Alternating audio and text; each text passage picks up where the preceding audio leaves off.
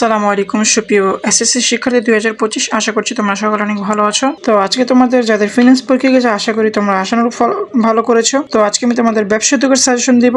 মাত্র 7টি অধ্যায় করলে এখান থেকে তোমরা 100% 8টি সৃজনশীল কমন পাবে। তো চলো শুরু করা যাক। তো প্রথমে আসে সৃজনশীল অধ্যায় ভিত্তিক সাজেশন। তো প্রথম অধ্যায়ে ব্যবসা পরিচিতি, এখান থেকে একটি প্রশ্ন থাকবে। দ্বিতীয় অধ্যায়ে ব্যবসায় উদ্যোগ ও উদ্যোক্তা, এখান থেকে একটি প্রশ্ন থাকবে।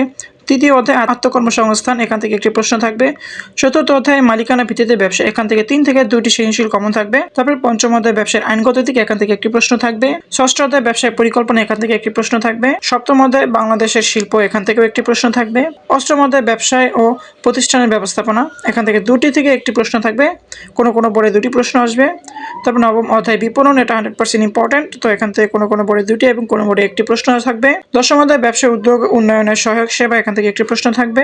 11 অধ্যায় ব্যবসায় নৈতিকতা ও সামাজিক দায়িত্ব, এখান থেকে একটি প্রশ্ন থাকবে। এবং 12 অধ্যায় সফল উদ্যোক্তাদের জীবনী থেকে শিক্ষণীয়, এখান থেকে কোনো বোর্ডে আসে এবং কোনো বোর্ডে আসে না। তবে বেশিরভাগ বোর্ডেই এই অধ্যায় থেকে কোনো প্রশ্নই হয় না। তবে দেখতে পাচ্ছ প্রথম অধ্যায় ব্যবসায় পরিচিতি, এখান থেকে একটি সৃজনশীল থাকবে। সম্পূর্ণ অধ্যায়টি একবার রিডিং পড়ার পর তোমরা ব্যবসায়ের আওতা ও প্রকারভেদ, এখান থেকে শিল্প বাণিজ্য প্রত্যক্ষ সেবা, তারপর শিল্প থেকে তোমরা উৎপাদন শিল্প, প্রজনন শিল্প, নিষ্কাশন শিল্প এবং ব্যবসায় পরিবেশের উপাদানসমূহ থেকে তোমরা অর্থনৈতিক, প্রযুক্তিগত, রাজনৈতিক এবং প্রাকৃতিক পরিবেশগুলো তোমরা একটু ভালো মতো রিডিং পড়ে নিবে।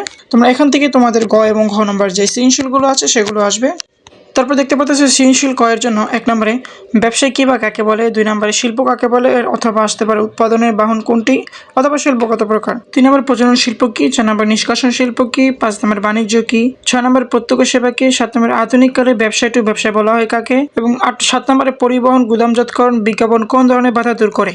যেখান থেকে যে কোনো একটা আসতে পারে। তারপর 9 নম্বর দেখতে পাচ্ছ ব্যবসার প্রধান উদ্দেশ্য কি, 10 নম্বরে কোন বছরের জন্য বাংলাদেশের খ্যাতি সারা বিশ্বে ছড়িয়ে পড়েছিল। তারপর সৃজনশীল ক্ষয়ের জন্য পড়বে 1 নম্বর দেখতে পাচ্ছ ব্যবসা বলতে কি বোঝে ব্যাখ্যা করো, 2 নম্বর শিল্প কাকে বলে, উৎপাদনের বাহন কোনটি ব্যাখ্যা করো, 3 নম্বর বিভিন্ন প্রকার শিল্পের প্রকারভেদ ব্যাখ্যা করো, যেমন থাকতে পারে উৎপাদন, প্রজনন, নিষ্কাশন শিল্প।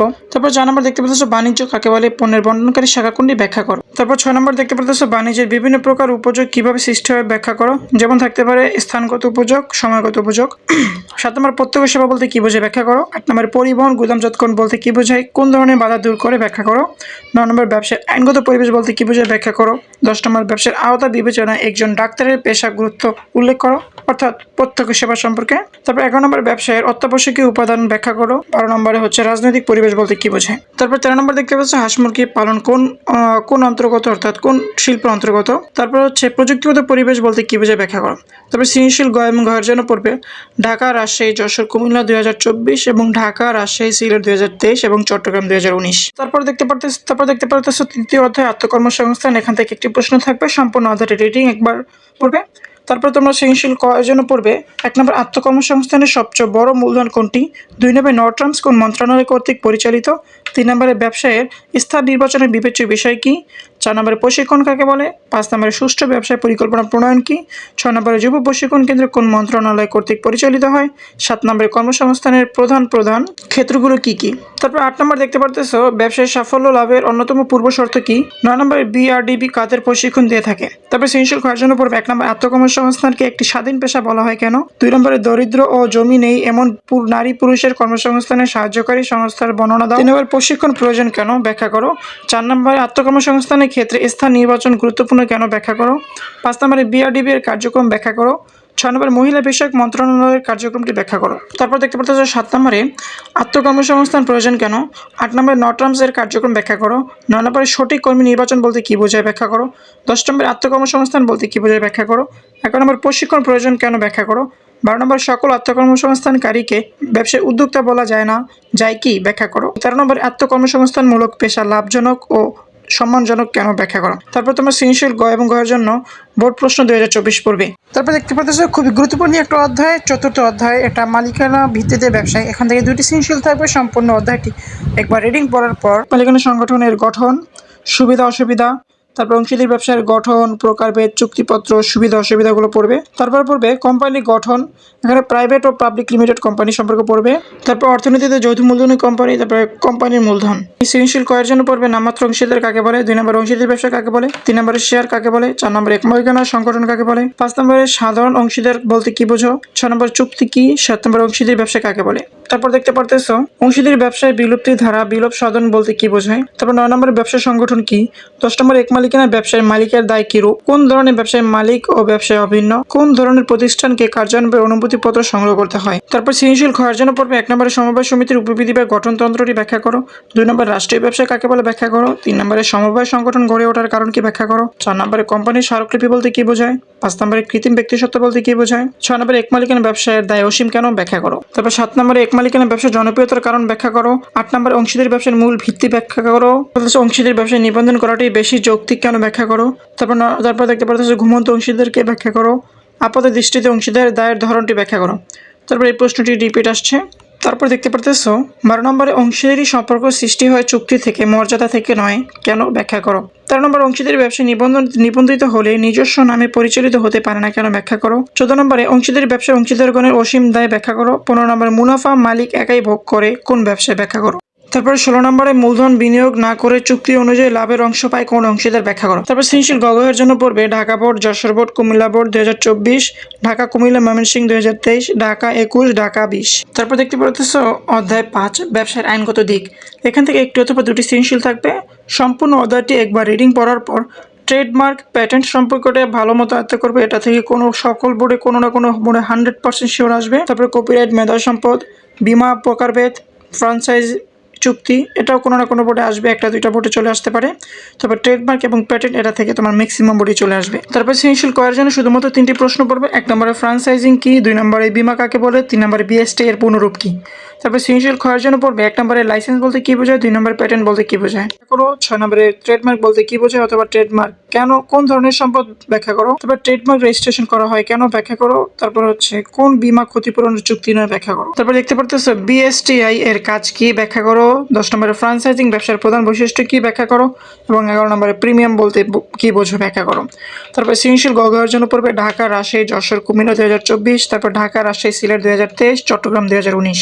তারপর গুরুত্বপূর্ণ একটি অধ্যায় হচ্ছে 8ম অধ্যায় ব্যবসা প্রতিষ্ঠানের ব্যবস্থাপনা। এখান থেকে একটি অথবা দুটি সৃজনশীল আসবে। তো এখানে 1 নম্বরে ক নম্বরের জন্য পড়বে 1 নম্বরে আধুনিক ব্যবস্থাপনার জনক কে, 2 নম্বরে ব্যবসা অর্থায়ন কি, 3 নম্বরে ব্যবস্থাপনা কাকে বলে, 4 নম্বরে পরিকল্পনা কি, 5 নম্বরে হেনরি ফিউল এর ব্যবস্থাপনার সংজ্ঞাটি কি, 6 নম্বরে কর্মসংস্থান কাকে বলে, 7 নম্বরে সংগঠিতকরণ বলতে কি বোঝো। তারপর 8 নম্বর ব্যবসার অর্থ সংগ্রহের প্রধান উৎস কি, 9 নম্বরে মুক্ত নেতৃত্ব বলতে কি বোঝো।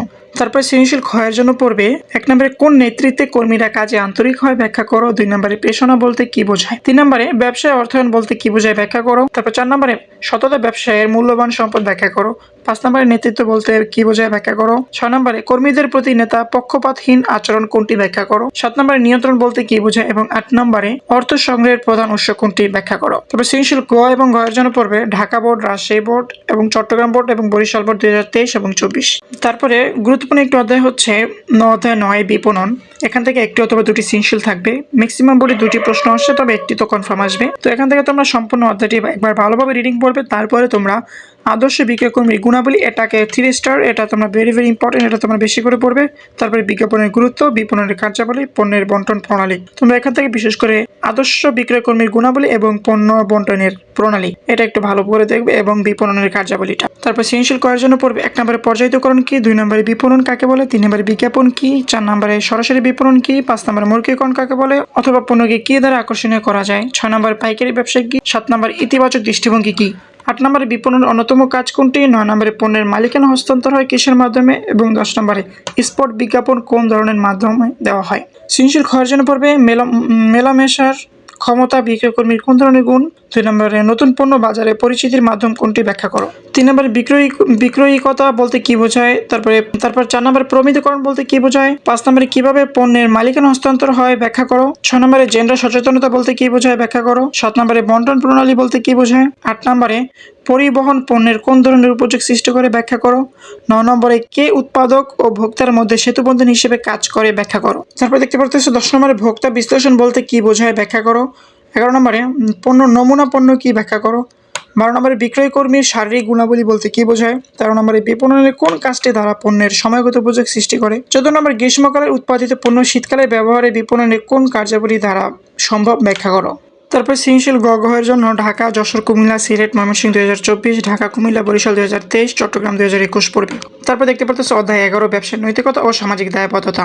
এখান থেকে একটি সৃজনশীল থাকবে। সম্পূর্ণ অধ্যায়টি একবার রিডিং পড়ার পর তোমরা বিভিন্ন পক্ষের প্রতি ব্যবসার সামাজিক দায়বদ্ধতা এটি বিস্তারিতভাবে একটু আলোচনা করবে। তারপর তোমরা সৃজনশীল কয়ের জন্য পড়বে 1 নম্বরে সামাজিক দায়বদ্ধতা কি, 2 নম্বরে নৈতিকতা কি, তারপরে 3 নম্বরে মূল্যবোধ কি, 4 নম্বরে ইথস শব্দের অর্থ কি, 5 নম্বরে নৈতিকতা শব্দের অর্থ কি, 6 নম্বরে রত্নকর বা অ্যাওয়ার্ড কেন প্রদান করা হয়, 7 নম্বরে মানব আচরণের মানদণ্ড কোনটি এবং 8 নম্বরে পরিবেশ দূষণ কি। তারপর সৃজনশীল ক্ষয়ের জন্য পড়বে তোমরা একজন শিক্ষার্থীর আচরণের মানদণ্ড কি ব্যাখ্যা করো। তারপর 2 নম্বরে শিল্প উন্নয়নের সবচেয়ে বড় সমস্যা পরিবেশ দূষণ ব্যাখ্যা করো।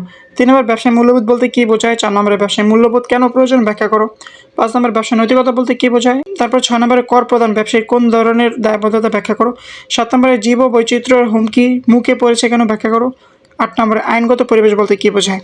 তারপরে সৃজনশীল এবং ঘয়ের জন্য পড়বে ঢাকা, যশোর, কুমিল্লা, চট্টগ্রাম 2024, ঢাকা, রাজশাহী, কুমিল্লা 2023 এবং ঢাকা বোর্ড 2020। তো এই ছিল তোমাদের ব্যবসায় উদ্যোগের সাজেশন এবং গুরুত্বপূর্ণ 7টি অধ্যায়ের বিস্তারিত আলোচনা। তো আমার ভিডিওটি যদি তোমাদের ভালো লেগে থাকে তাহলে বলবো সাবস্ক্রাইব করবে, লাইক করবে এবং শেয়ার করবে।